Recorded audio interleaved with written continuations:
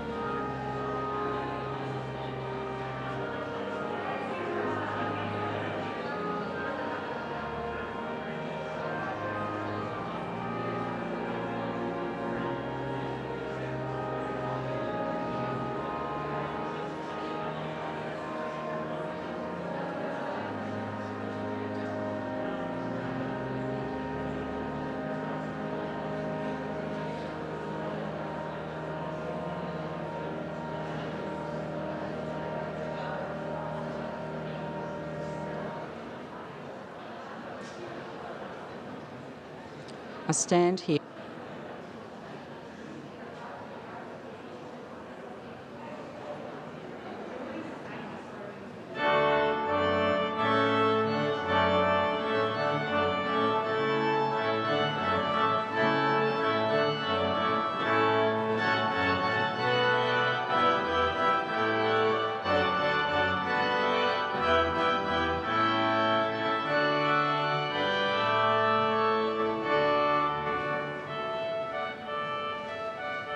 I stand here proudly on Kaurna land today and recognise their history, cultures, ancestors, leaders and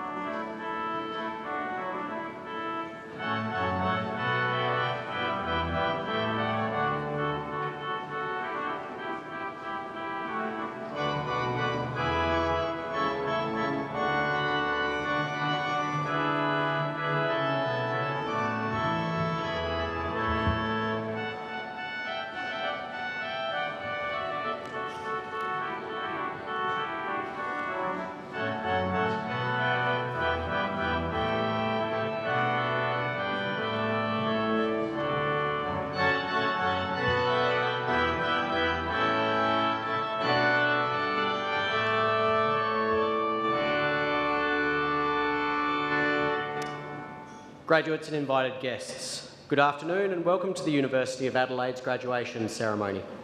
This afternoon's graduation ceremony is for students graduating from the Faculty of Arts.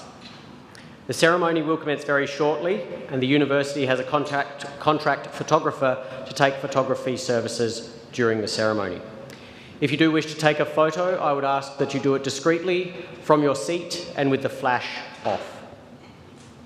To maintain the ceremony's sense of occasion, please turn your mobile phones to silent or off.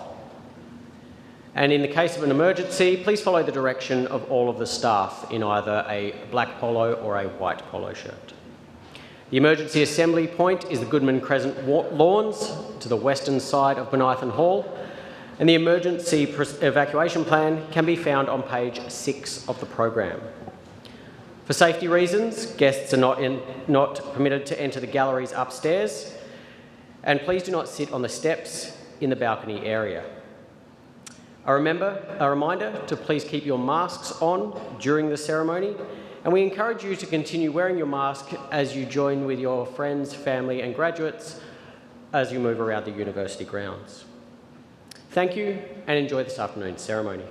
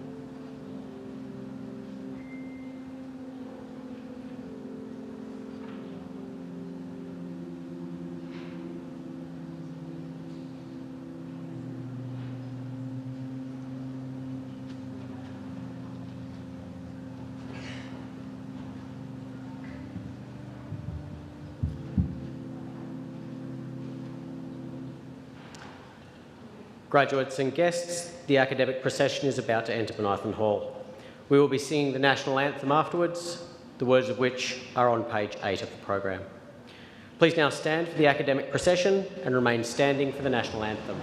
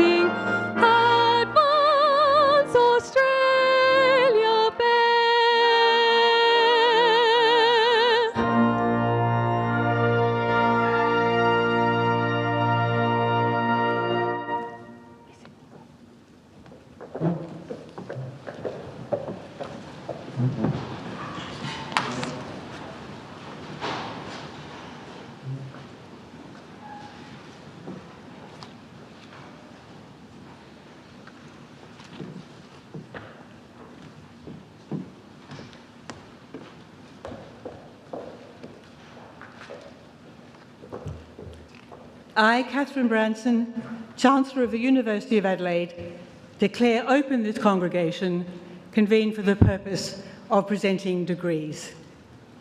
Distinguished guests, parents, relatives, friends, most importantly graduates, welcome to this University of Adelaide graduation ceremony. Gana Miana, Gana Yata, Nadlu Tampindi, we recognise we're on Gana land. We acknowledge the Gana people, past and present, as the original custodians of the Adelaide Plains, and thus on the land on which the University of Adelaide's campuses are built. We acknowledge the Gana's people ongoing spiritual connection to this beautiful land. We particularly welcome today all First Nations people, either those present with us or those watching this ceremony online. Graduates, your graduation is an event in which you can take great pride, as I know your family and friends take pride also. And indeed, the University of Adelaide takes pride in your success.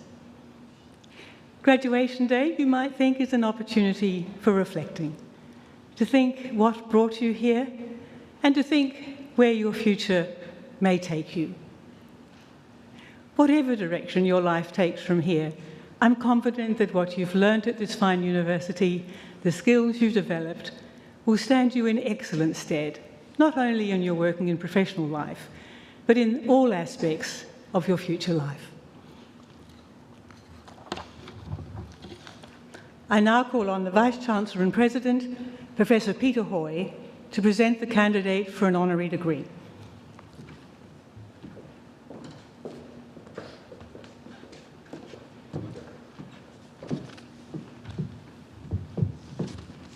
Chancellor, it gives me pleasure to present to you an outstanding candidate for admission to the honorary degree of Doctor of the University Honoris Causa, Dr. Levitja O'Donoghue.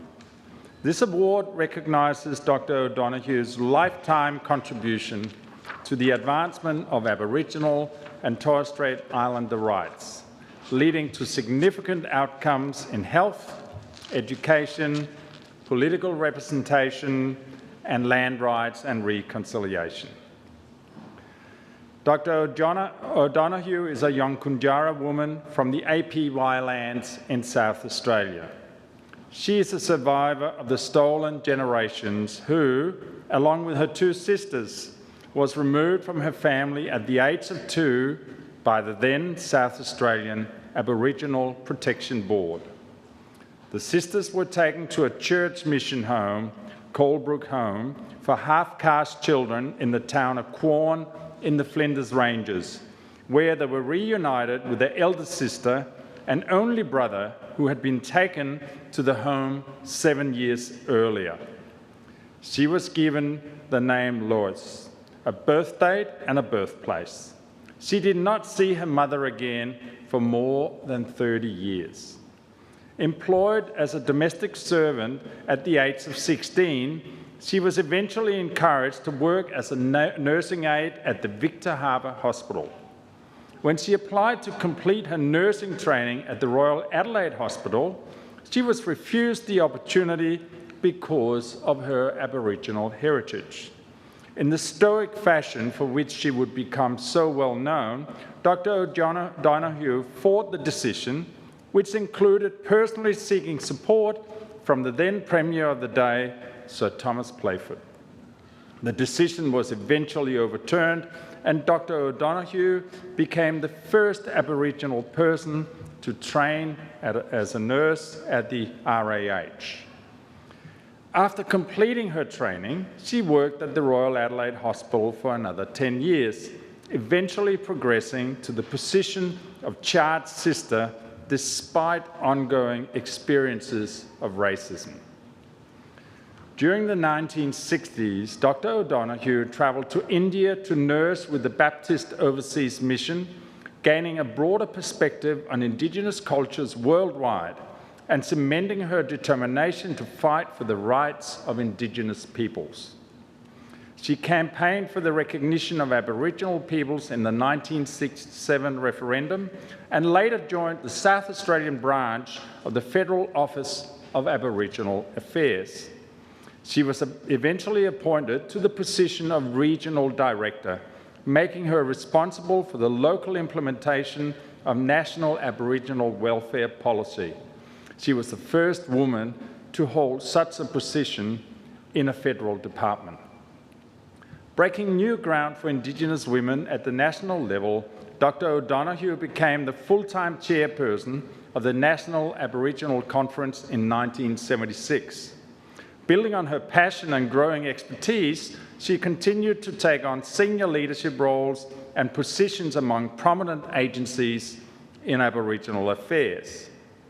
Between 1990 and 1996, Dr. O'Donoghue was the inaugural chairperson of ATSIC, the Aboriginal and Torres Strait Islander Commission, and won universal admiration for her leadership, tenacity, and integrity.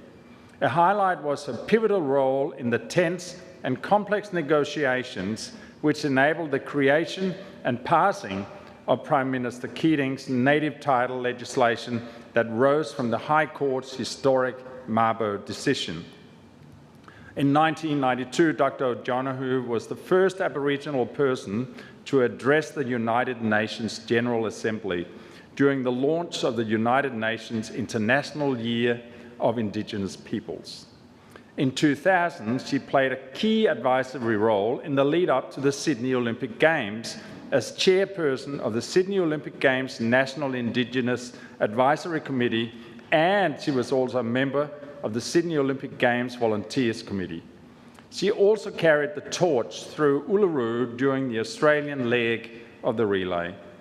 Dr. O'Donoghue has been awarded numerous honours in recognition of her contribution to promoting Aboriginal rights, including membership of the Order of Australia, the first Aboriginal woman to become so, Australian of the Year in 1984, Australian National Living Treasure, a papal honour from Pope John Paul II, and investiture as a Dame of the Order of St. Gregory the Great, and the NIDOC Lifetime Achievement Award.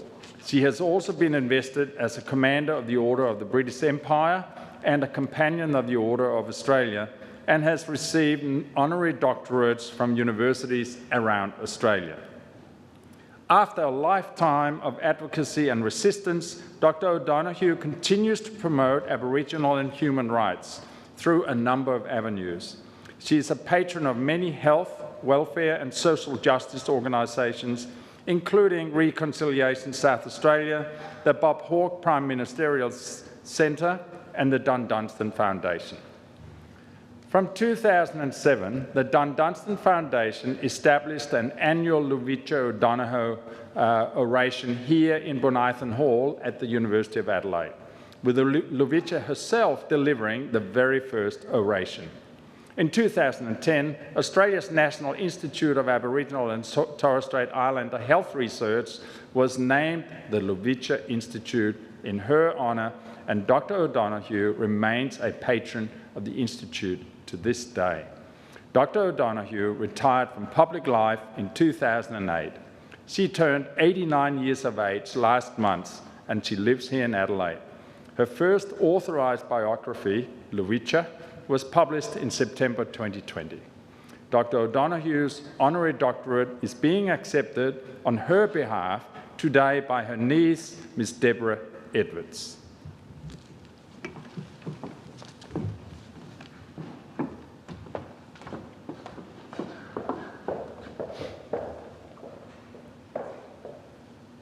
Chancellor, I'm pleased to present to you Dr. Luvitja O'Donoghue, Companion of the Order of Australia, Commander of the Order of the British Empire, Dame of the Order of St. Gregory the Great, for admission to the honorary degree of Doctor of the University Honoris Causa.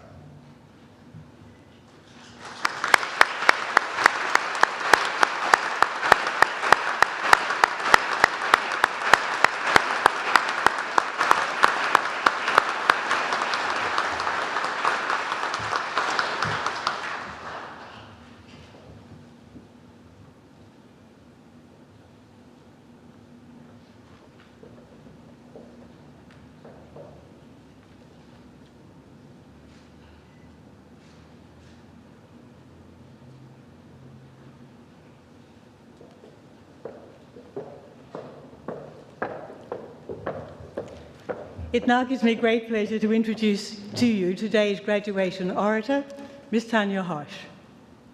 Ms. Tanya Hosch is the Executive General Manager of Inclusion and Social Policy at the Australian Football League, very apt for this time of the year, don't you think, and the 2021 South Australian Australian of the Year.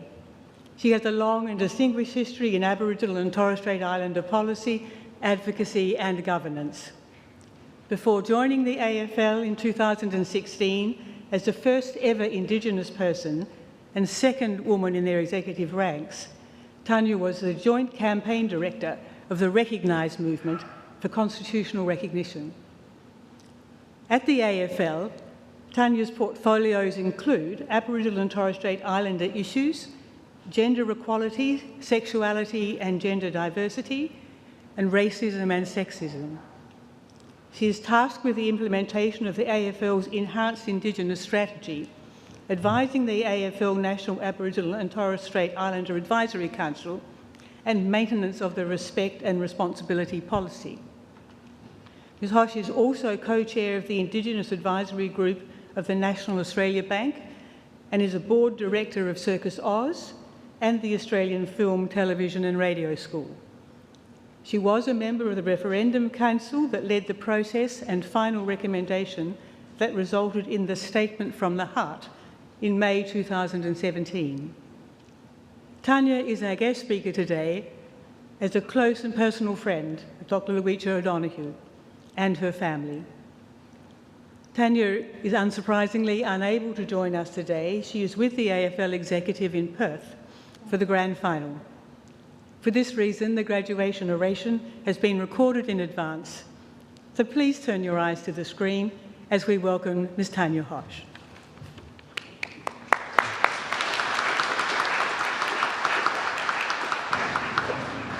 I stand here proudly on Kaurna land today and recognise their history, cultures, ancestors, leaders, and thank them for all they continue to teach me. I acknowledge today the Chancellor, Vice-Chancellor and President, Deborah Edwards and other members of the family of Dr. Luicha O'Donoghue, members of staff and to all the graduates. It is my extraordinary pleasure to give an address on behalf of Dr. Luicha O'Donoghue and her family as part of her acceptance of the Honorary Doctorate that is being awarded by the University of Adelaide today. My relationship with Luicha began almost 30 years ago now, and I still recall how excited I was to be in her midst for the very first time. And at that time, I could never have imagined that I would be privileged to build a close relationship with her, one where she would challenge me, mentor me, support me, and become a significant figure in my life and of that of my family. I would not dare to speak on Luicha's behalf today, but what I want to do for you, the graduates, is offer learnings I have earned from my years in rooms with Luicha. You have already heard from the commendation in how extraordinary her contribution to her people and the nation has been. But I want you to know we are all recipients of her heart, expertise, passion, commitment and sacrifice. To frame this, I wish to quote another fierce Aboriginal woman and intellect in our country, Mary Graham, Adjunct Associate Professor in the School of Political Science and International Studies at the University of Queensland. There has been a dearth of conversation about political concepts in their fundamental sense. No spark that has us examining the vital conceptual resources we draw upon to organise ourselves and our being together.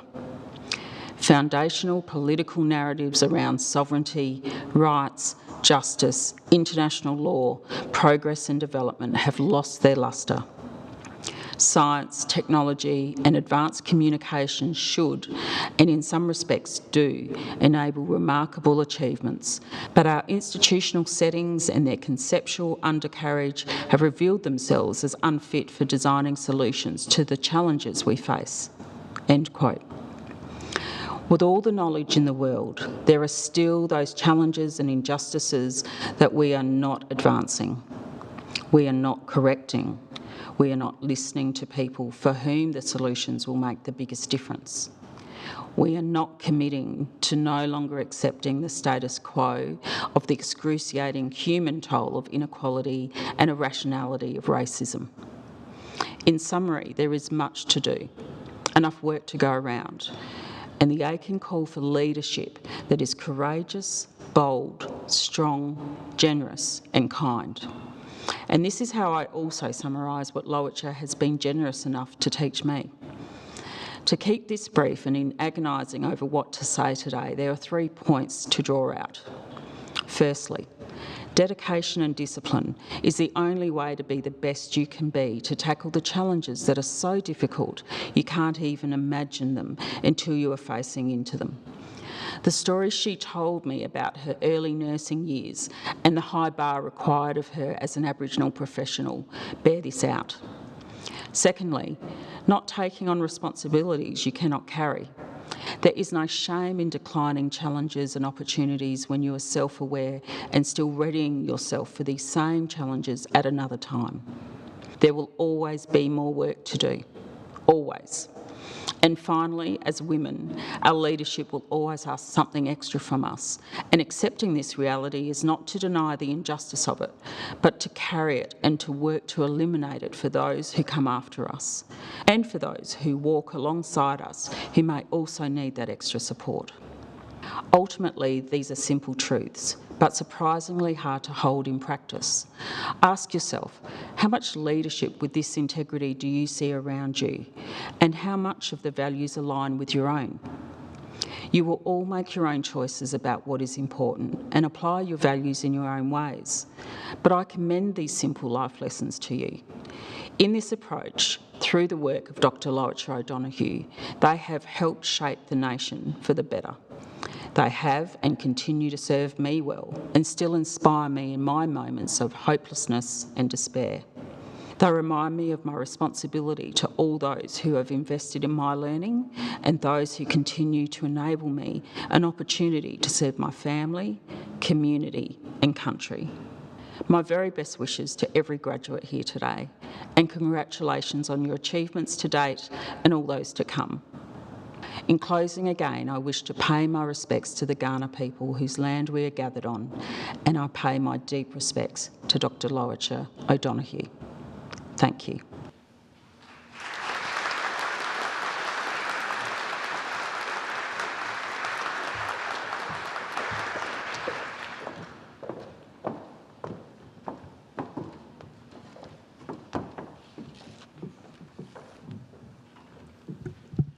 On behalf of the graduates and their families attending today's ceremony, I would like to thank Ms. Tanya Harsh for her stimulating and inspiring address. We are honored that you have taken the time to share with us your thoughts and experiences. Your words of encouragement and advice are greatly appreciated. They remind us that education places upon each of us an enduring responsibility to make the best possible use of our talents and to contribute to the betterment of society in whatever way we can. Please join me in once again thanking Ms. Tanya Harsh.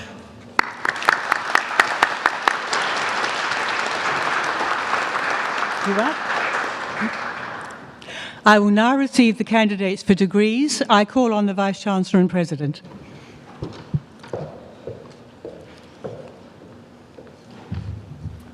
Chancellor, I, Professor Peter Hoy, AC, Vice-Chancellor and President of the University of Adelaide, certify to you and the whole university that the graduates who will be presented to you have all fulfilled the conditions prescribed for admission to the award for which they are so presented. I, Catherine Branson, Chancellor of the University of Adelaide, by virtue of the power committed to me by the University, confirm that each graduate is admitted to the rank and privileges of a holder of the award in the University of Adelaide for which they are so presented. I call on the Executive Dean of the Faculty of Arts, Professor Jenny Shaw, to present the graduates.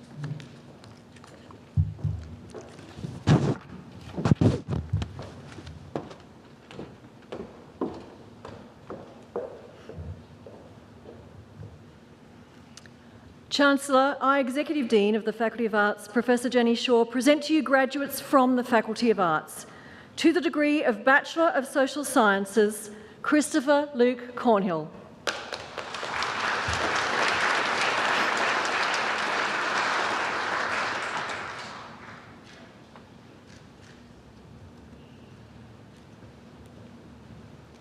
Emma Kristen Mary Fagan.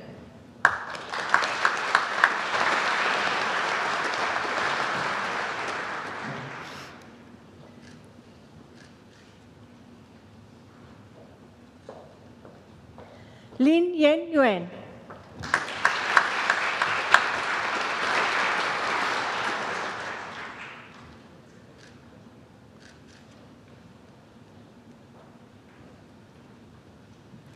Gulam Raza.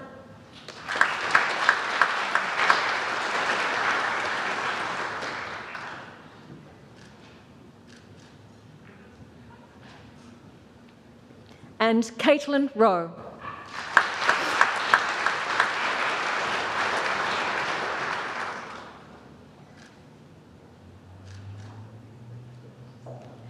To the degree of Bachelor of Media, Cassandra Margaret Ackerman.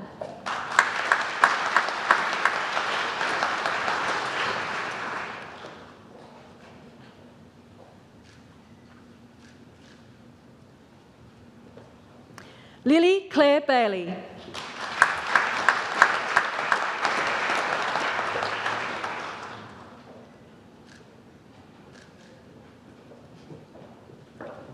Natasha Lewis Bulliger.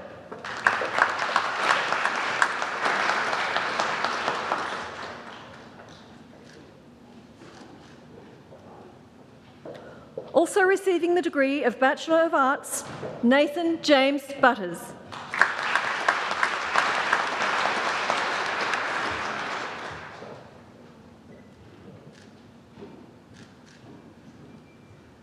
Also receiving the degree of Bachelor of Arts, Lillian Chow Sutherland.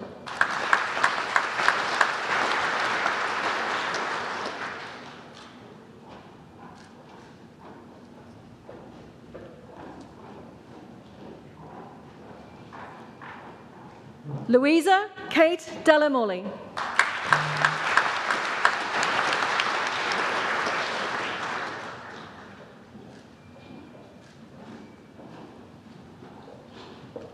J. Bowie Douglas Down.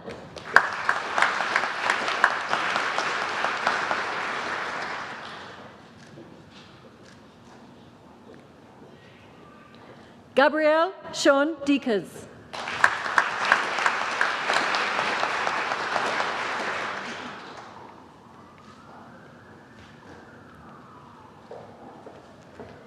Isabella Emilia Filippa.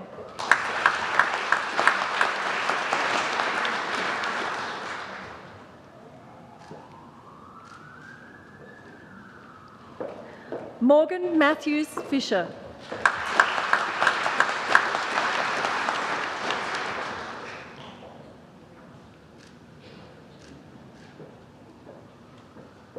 Georgia May Hathley Frick.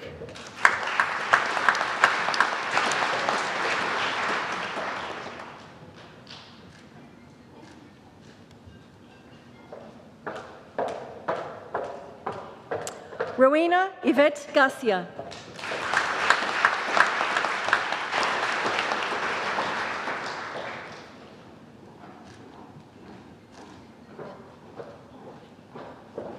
Gu Shaofeng.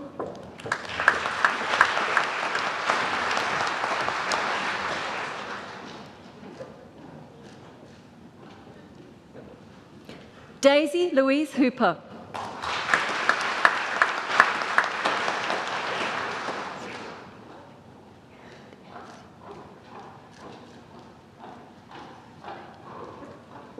Liu Ziying.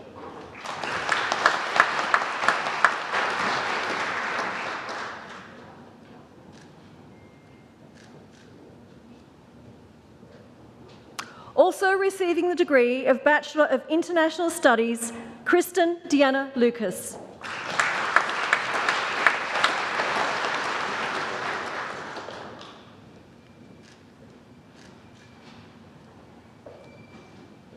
Lawrence Mancini.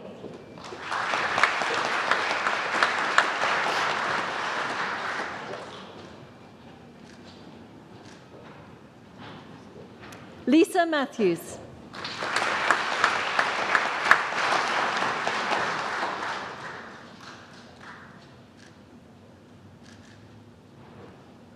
Thomas McKenna.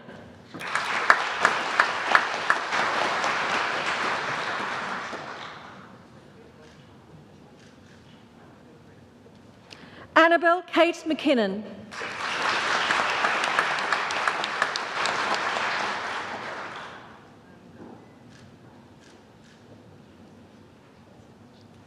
Alice Christina McQuinn.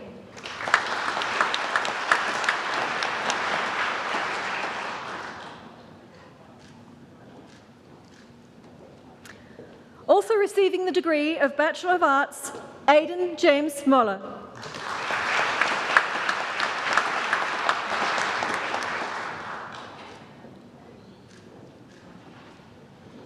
Luke Montero.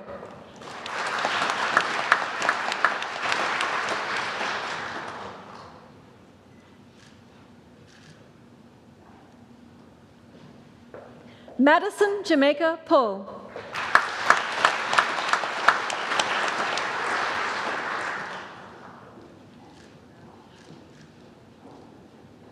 Megan Rausch.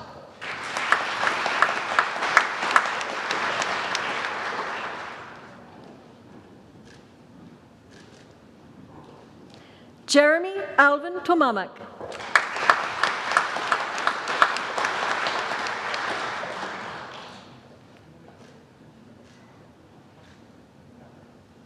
Samuel Peter Tesoulos.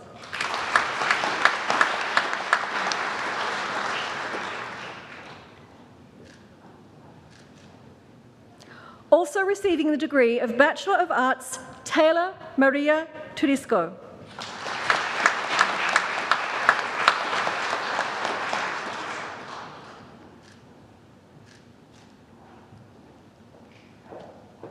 Joanna Mari Unsen.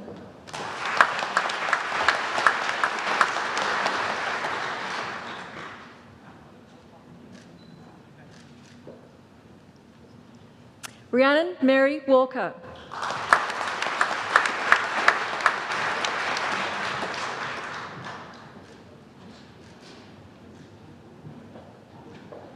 Chloe Lily Marie Warwick.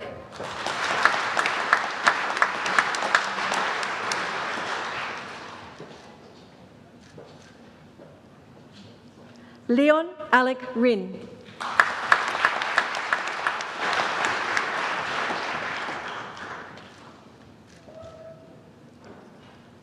And Takeru Yanagawa.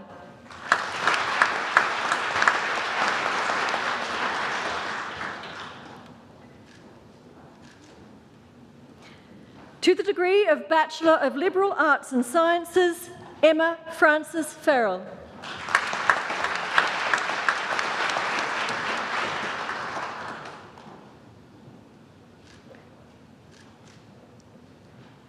To the degree of Bachelor of Languages, Shannon Dillon.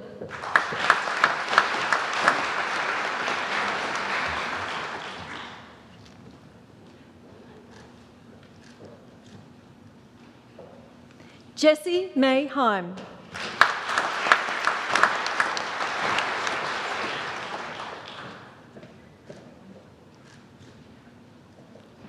Also receiving the degree of Bachelor of Arts, Josephine Sirhalis Ocampo.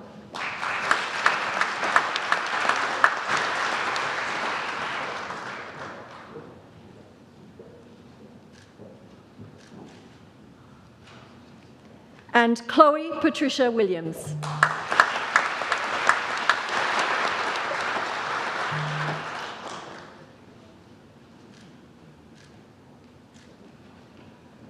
To the degree of Bachelor of International Relations, Joseph Gerard Aquilina.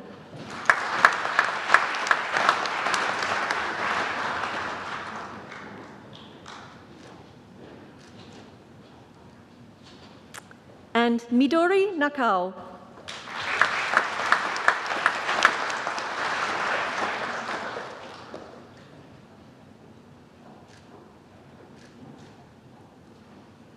To the degree of Bachelor of International Development, Nathan Peter Hawke.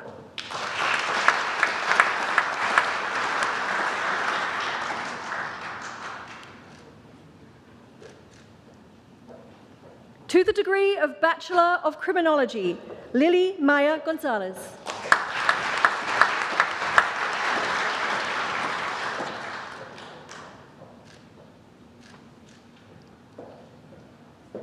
Anastasia Martha Hayton.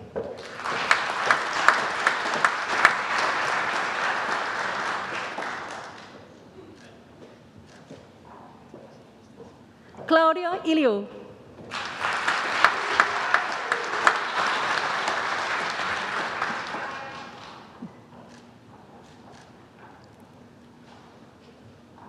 Elissa Lane.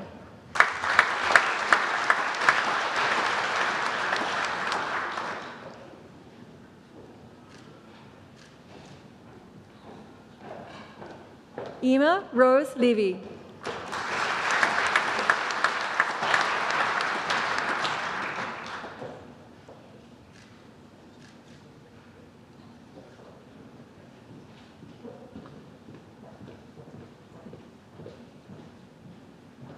Sally Jennifer Mills.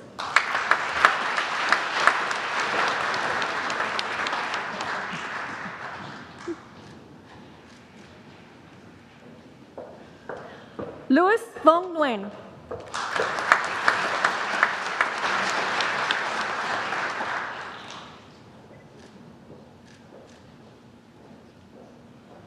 Callum J. Sandico.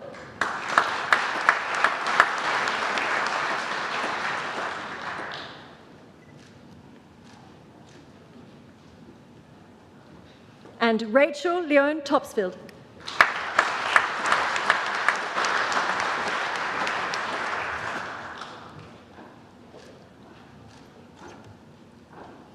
To the degree of Bachelor of Arts, Anita Abrahimzadeh.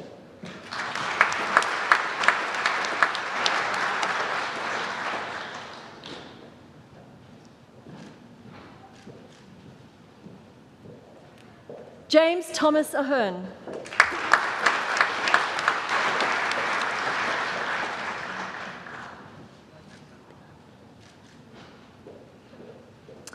Nicola Rhiannon Anfatiatro.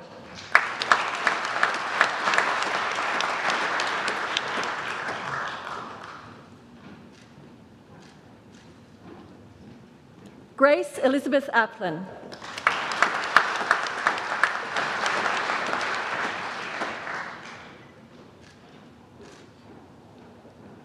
Chloe Grace Barron.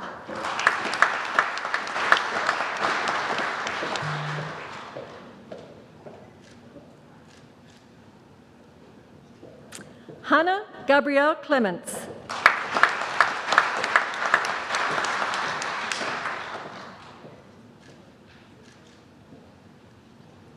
Susan Marie Coleman.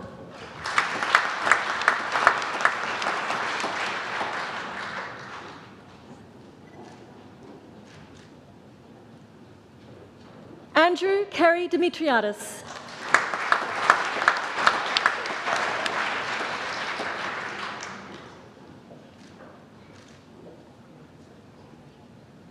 Angus James Duthie.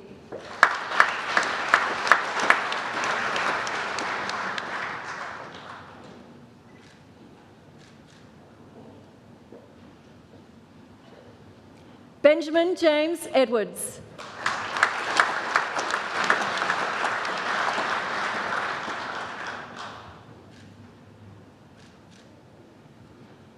Laura Garrity.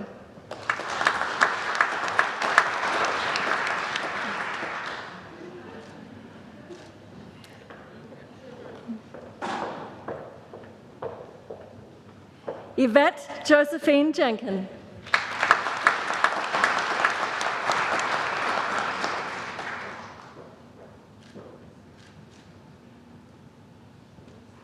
Aidan Jerem.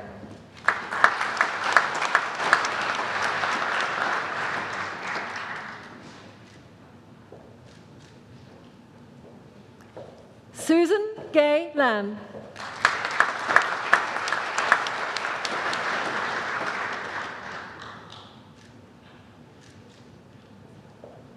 Michael Peter Lemmer.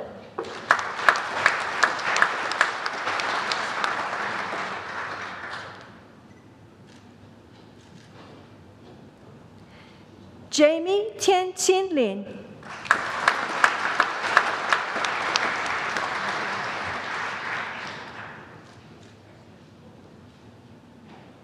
Christian Samuel Lippis.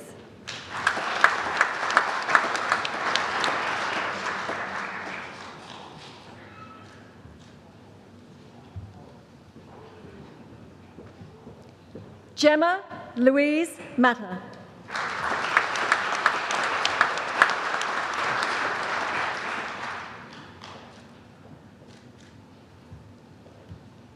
Caitlin McCluskey.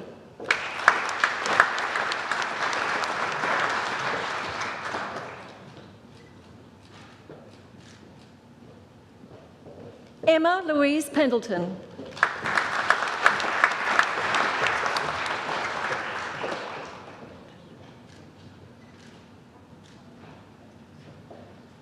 Xanthi Margaret Patterson.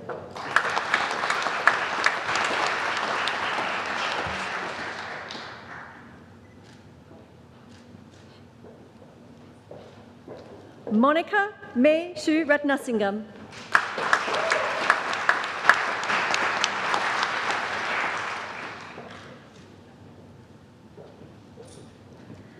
Tyrone Jared Riles.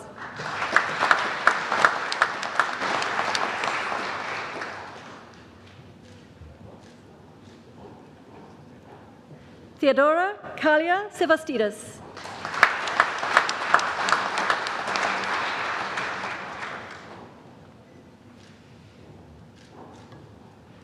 Also receiving the degree of Bachelor of International Studies, Thomas Simon Smith.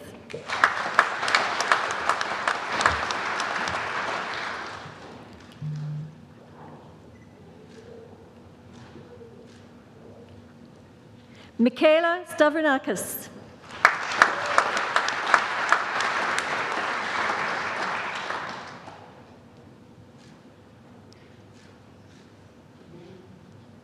Stefania Swart.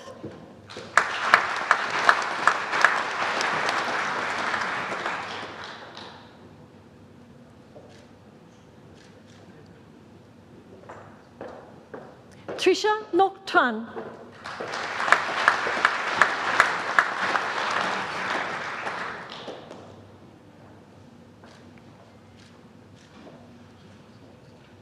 And Wu Xin.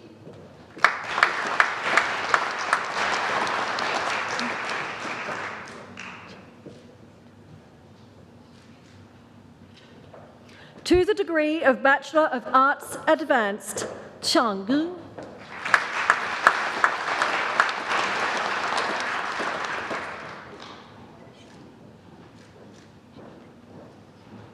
And Wei Xinlei.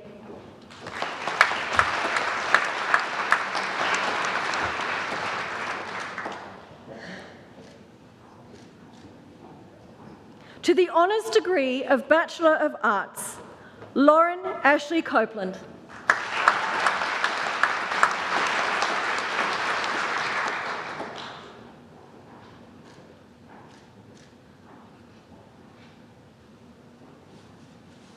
Jessie Maxwell Rentz.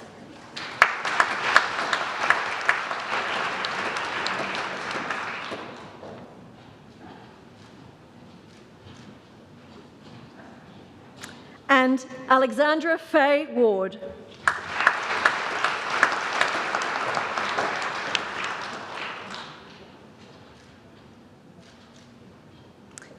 To the Graduate Diploma in Art History, Karen Tate.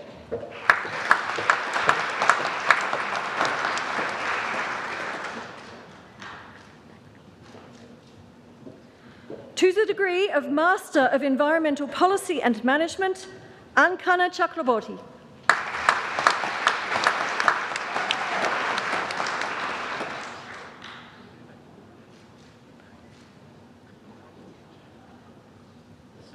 Jashvi Nittenbahai Mehta.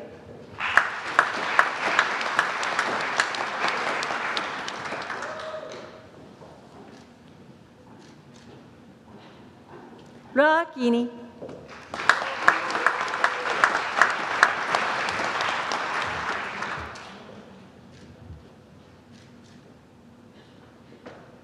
And Max Wheatley.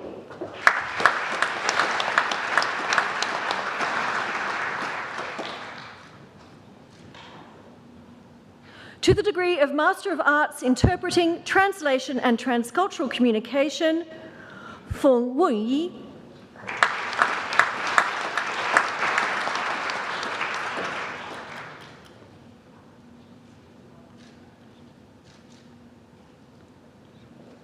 And Pu Yousu.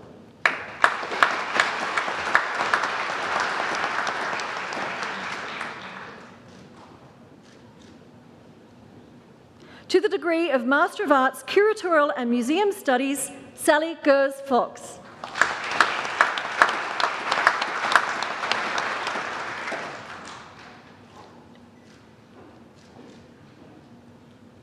To the degree of Master of Arts, Indra Lal Gimire.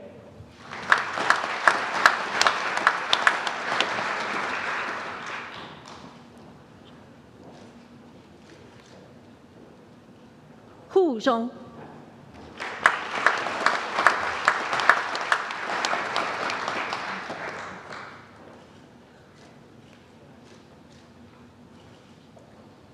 Jeremy Ryan Schultz.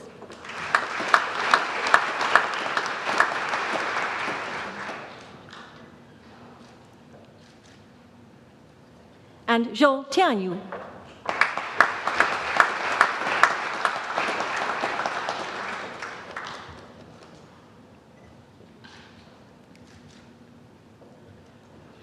To the degree of Master of Philosophy for a thesis entitled The Ascent to the Hidden One, the Reception of the Egyptian One God in Neoplatonism and the Greek Magical Papyri, Tiana Blazevich Basto.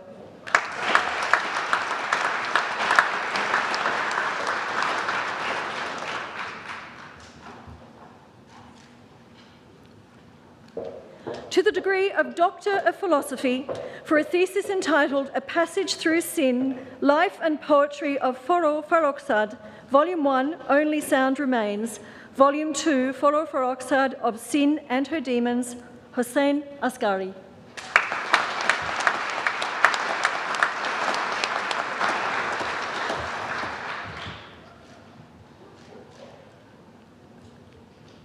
For a thesis entitled Our Ideal, Reconfigurations of Masculinities Among Filipino Men Who Experienced Violent Conflict and Internal Displacement in the Southern Philippines, Jennifer Lynn Laglia Bagaporo.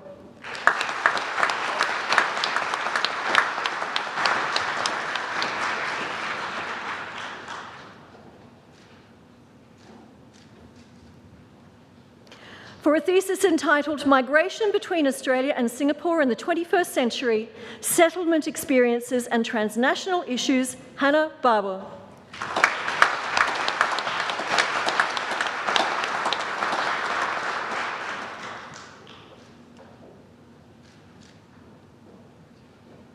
For a thesis entitled The Solidarity Wave, Settlement Experiences and Their Influence on the Identity of Polish Migrants Arriving in Australia During the 1980s, Jessica Jocher.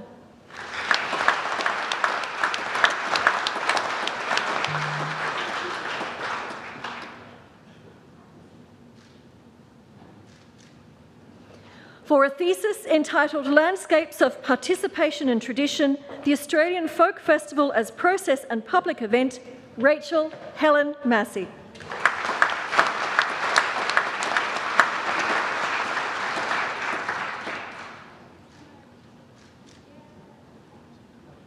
For a thesis entitled Volume 1, Scapegrace, Volume 2, The Absent Female Body, Cross-Dressing Narratives in Young Adult Fantasy Fiction, Emily Francine Palmer.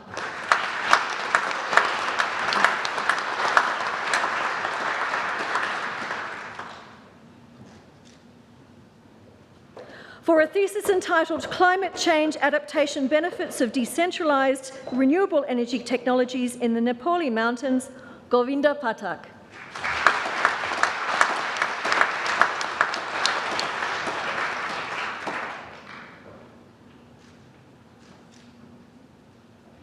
And for a thesis entitled The Adverse Effects of Paradigm and Pragmatism on Road Safety, with case studies in traffic conflicts, technique and cyclist safety at roundabouts, Faye Patterson.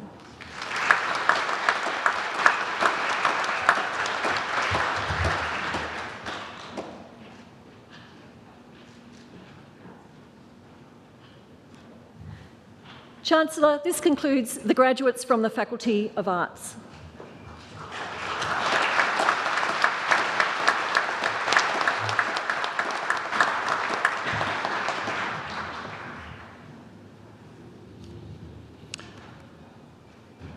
Chancellor, I, Director at the Elder Conservatorium of Music, Professor Graham Kerner, present to you graduates from the Elder Conservatorium of Music. To the degree of Bachelor of Music, Sonic Arts, Jared Paul Salmon.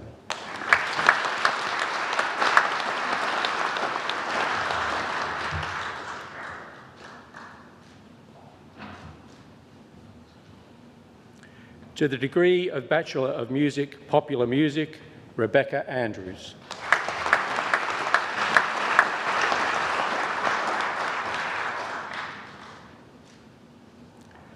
To the degree of Bachelor of Music, Musicology, and also receiving the degree of Bachelor of Arts, Sian Elizabeth Cliff.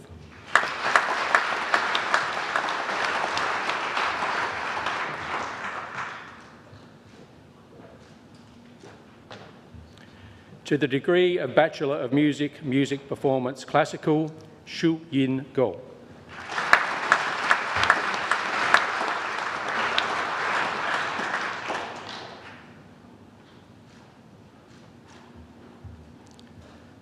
And James Kwai Chuen Yip.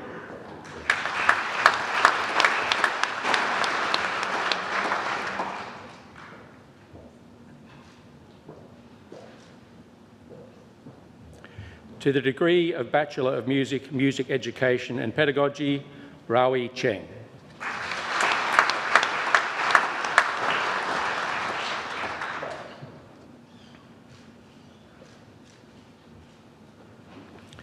To the degree of Bachelor of Music, Classical Performance, and also receiving the degree of Bachelor of Arts, Margaret Melanie Watson.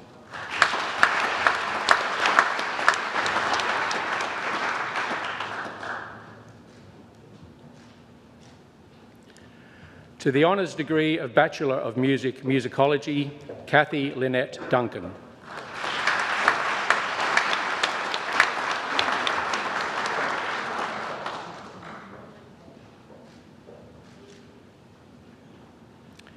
And Erin Jane Matthews.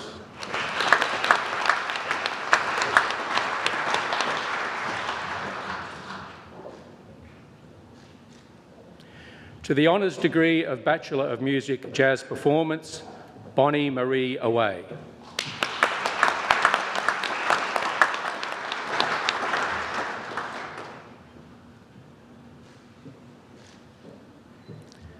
And Ciara Louise Ferguson.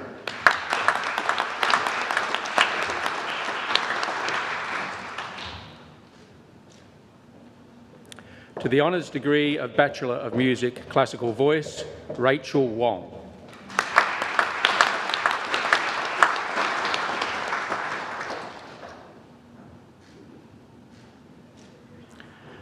To the degree of Master of Music Performance Studies, Sao Wang Lu.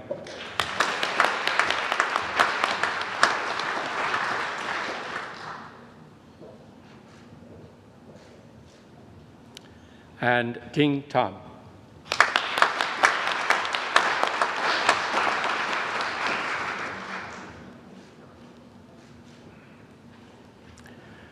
To the degree of Master of Philosophy for a thesis entitled The Application and Performance of Extended Techniques and Descriptive Score Annotations on Classical Guitar from 1970 to 2012, a portfolio of recorded performances and exegesis, Alexandra Lauren Shepherd.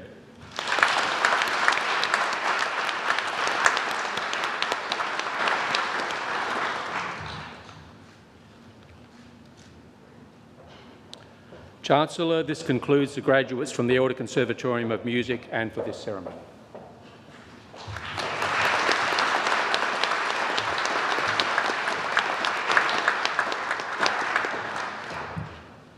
I'm now delighted to introduce Lily and Charles Sutherland, who you saw this afternoon being presented with the Bachelor of Media with Bachelor of Arts.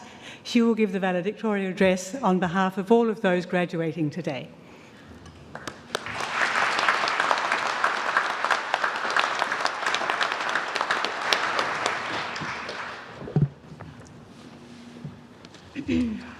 Good afternoon, everyone.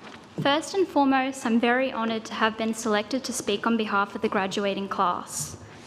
Graduation day marks the accumulation of years of coffee-fueled all-nighters, sleep-deprived tutorial attendance, stress-induced tears, lingering assignment anxiety, and avoiding deadline panic with Netflix marathons and aimless online shopping trips. Whether I did or did not do this is beside the point.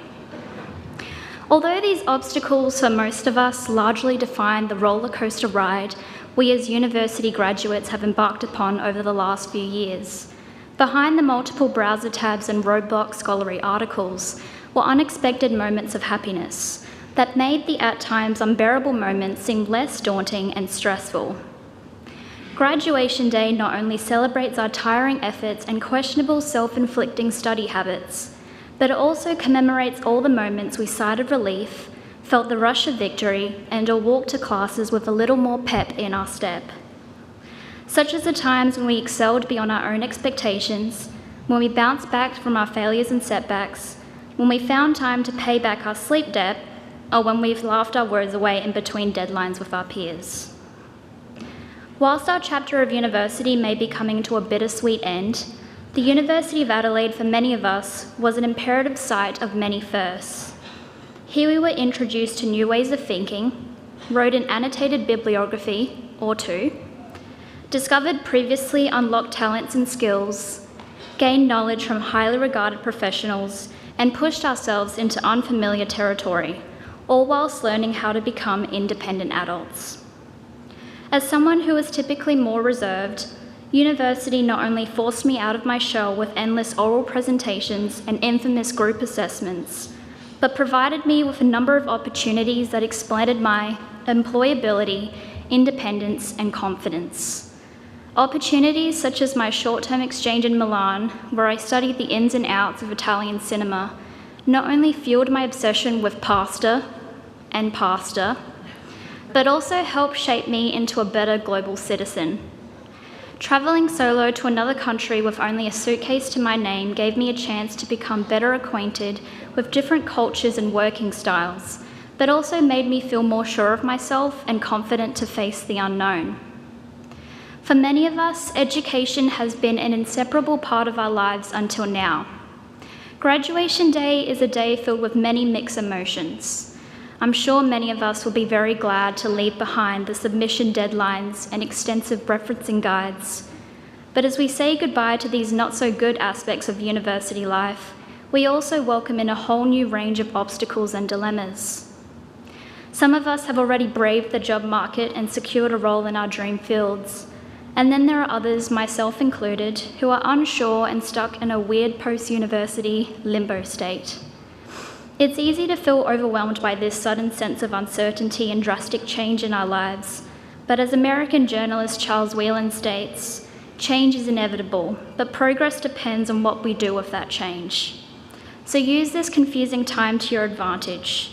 Do all the things you pushed to the sidelines or were too busy to do before. Write that book. Film that short film. Pursue your passion for baking.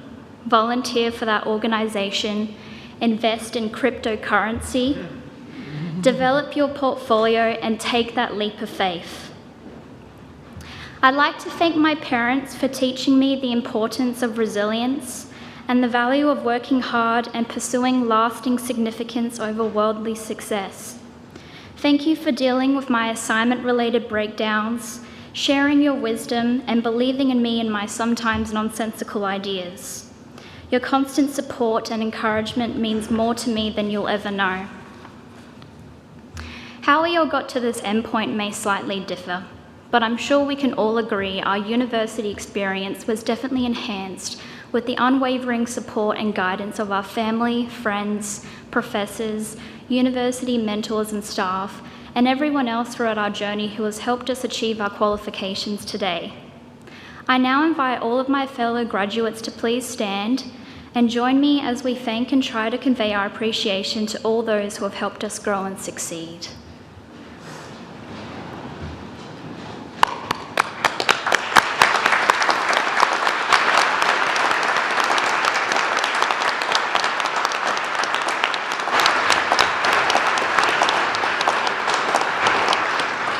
The world has definitely changed since the beginning of our university careers. As we begin to enter the ever-changing work landscape and try to find our place and purpose in a new professional setting, let us be reminded of all the transferable skills and life lessons that we have learnt here whilst at the University of Adelaide. The world is waiting for us. Contrary to popular belief, the best part of our lives does not in fact end once we've received our degrees. The fun and adventure begins now. Thank you and congratulations to you all.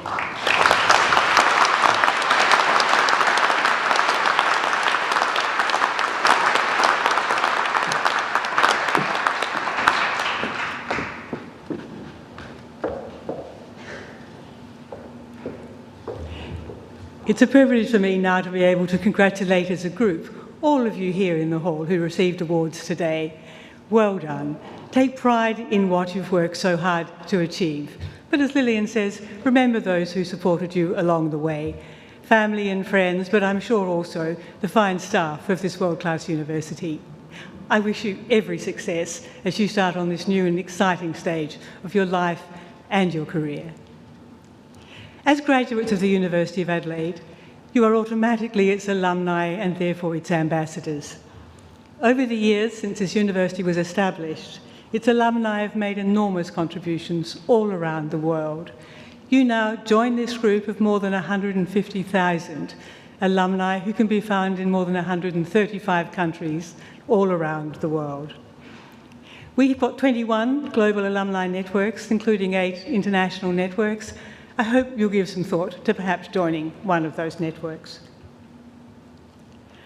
I now take the opportunity to thank our mace bearer, Hussein, our valedictorian, Lillian, and all who assisted in the organisation and running of today's event.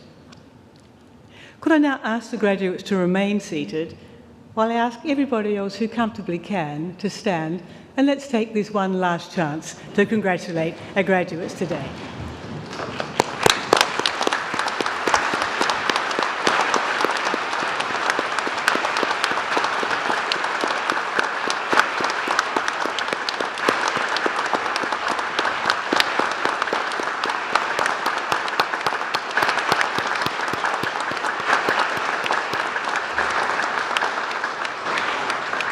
Would the audience please remain standing? And I ask the graduates now to please stand for the academic recession. Once the academic recession has left the hall, we ask our guests to stay in their places and university staff will help them exit the hall. I declare this congregation adjourned.